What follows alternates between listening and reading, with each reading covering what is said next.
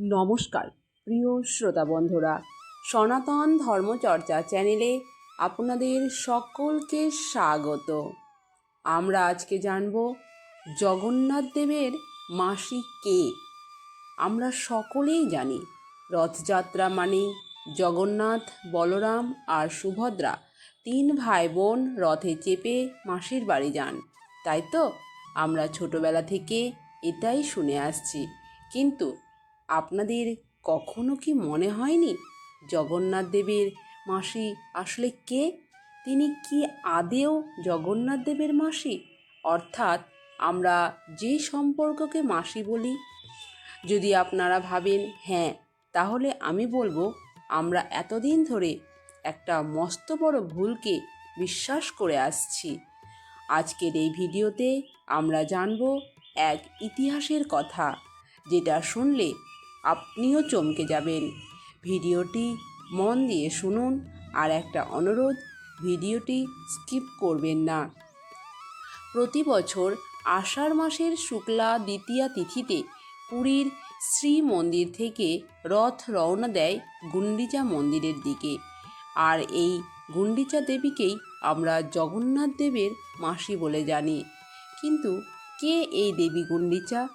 তিনি মা দুর্গার একটি লৌকিক রূপ, যাকে প্রাচীনকালে গুটি বসন্তের নিরাময়ক দেবী হিসেবে পুজো করা হতো। তাহলে এই দেবী হঠাৎ করেই জগন্নাথ দেবের মাসি হয়ে উঠলেন কী করে? আর এর উত্তর লুকিয়ে আছে দাপর যুগে ভগবান শ্রীকৃষ্ণের না বলা এক গল্পের মধ্যে।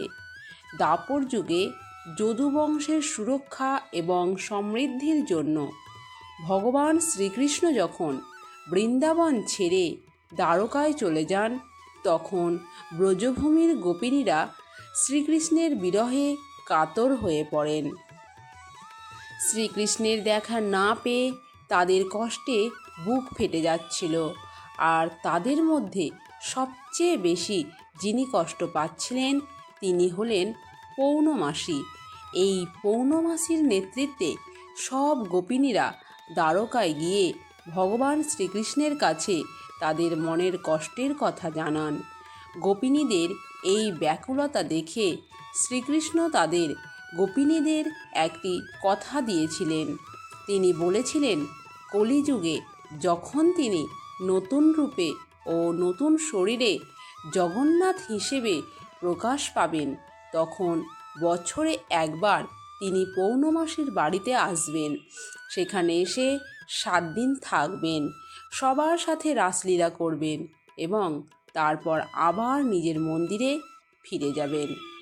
তাহলে বন্ধুরা, বুঝতে পারছেন তো, জগন্নাথ দেব কিন্তু তার কোনো মাসির বাড়িতে যান না।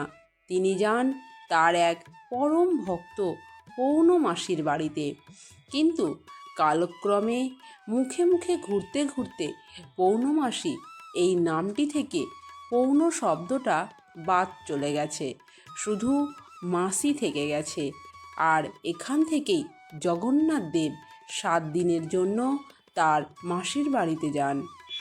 বিষয়টা এমনটাই। বন্ধুরা, আপনারা কমেন্টে জানান, আপনারা কি জগন্নাথ দেবের এই মাসির বাড়ির রহস্যটা জানতেন? আশা করি ভিডিওটি ভালো লাগবে। ভিডিওটি যদি ভালো লেগে থাকে তাহলে লাইক, শেয়ার ও কমেন্ট করুন। চ্যানেলে নতুন হলে চ্যানেলটি সাবস্ক্রাইব